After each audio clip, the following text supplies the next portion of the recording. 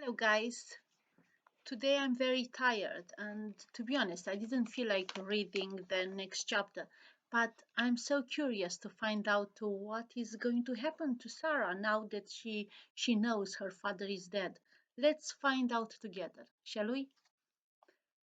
The new servant girl.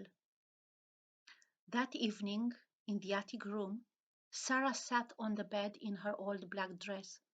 She did not cry, but her face was white and she did not speak for hours.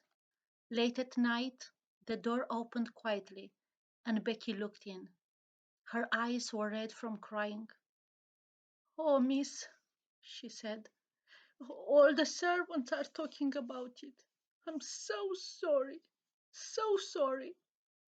She looked at Sarah's white face and began to cry again. Then she ran to Sarah and took her hand. At last Sarah slowly turned her head and looked at Becky. "Oh, Becky," she said, and that was all. That first night in the attic was very long. Sarah did not sleep. "Father is dead," she whispered again and again. "Father is dead. I'm never going to see him again." The next morning, Sarah's new life started. She learned to clean floors and to make fires. She ran upstairs and downstairs and she worked in the kitchen. The cook was a big woman with a red, angry face.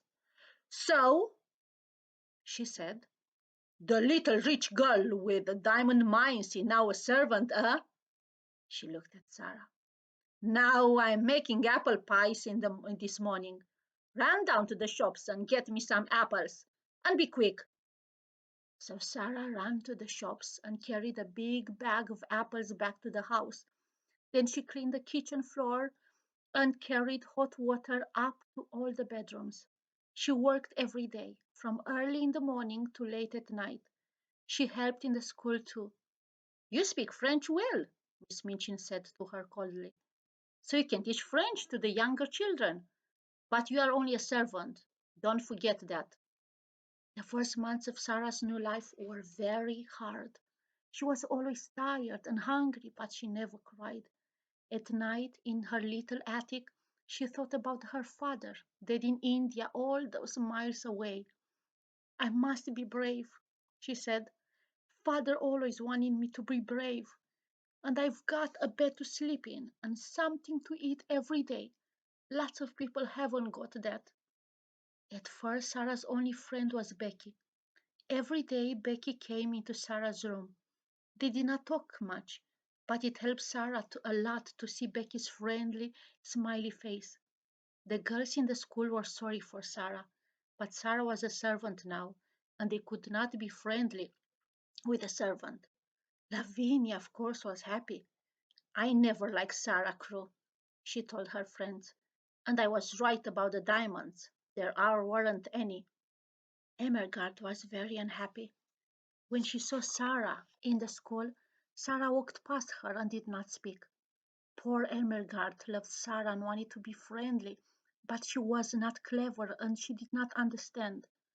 One morning, very early, she got out of bed quietly, went upstairs to the attic and opened Sarah's door. "Ermengarde," said Sarah, "what are you doing here?" Ermengarde started to cry. "Oh, Sarah, please tell me. What is the matter? Why don't you like me now?"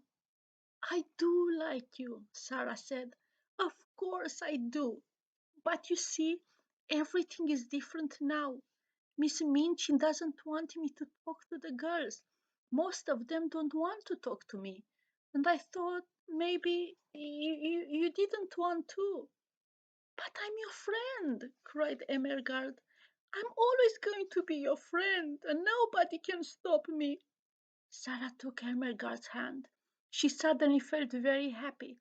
Maybe she cried a little too. There was only one chair, so the two friends sat on the bed. Ermengarde looked around the attic. "Oh, Sarah, how can you live in this room? It's so cold and so dirty." "It's not so bad," said Sarah. "And I've got lots of friends. There is Becky in the next room, and come and see. She put the table under the window, and then she and Ermengarde stood on it and looked out of the window over the roofs of the houses. In her pocket, Sarah had some small pieces of bread. She put her hand out of the window with the bread on it. Watch, she said. After a minute, a little brown bird flew down to Sarah's hand and started to eat the bread. Then a second bird came, and a third, and a fourth. Oh, Sarah, how wonderful, said Ermengarde. They know I'm their friend, said Sarah, so they are not afraid of me. Ermengarde looked across the roof to the next attic window. Who lives in that house? She asked. Nobody, said Sarah sadly. So I never see anybody at that window, and I can only talk to the birds.